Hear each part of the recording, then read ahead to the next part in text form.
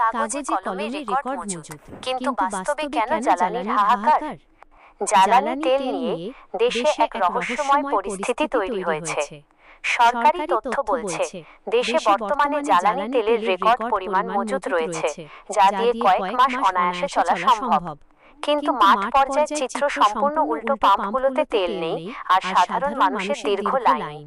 কেন এই অসঙ্গতি? সরবরাহ ঘাটতি। মজুদ থাকলেও কেন পাম্পগুলোতে তেল পৌঁছাচ্ছে না? পরিবহনে কি কোনো বাধা, নাকি কৃত্রিম সংকট? ডলার সংকট, আমদানির বকেয়া পরিশোধ নিয়ে জটিলতায় কি তেল খালাসে দেরি হচ্ছে? তদারকির অভাব, ডিলার বা মধ্যস্বত্বভোগীরা কি বাড়তি লাভের আশায় তেল ধরে রাখছে? সরকার যেখানে বলছে সব ঠিক আছে, সেখানে সাধারণ মানুষকে কেন পাম্পে পাম্পে ঘুরতে হচ্ছে? এই তথ্যের গরমিলের দায় কার? আপনার এলাকার পাম্পগুলোতে কি পর্যাপ্ত তেল পাওয়া যাচ্ছে? আগেই বানাইতে পারতো, সেই বানানো লাস্টে বানাইলো এবং আমাকে ভোগান্তি আগেও করলাম। এখন আপনি কি মনে করছেন? এটা একটা বাজার, দেখেন কথা বেরোচ্ছে না।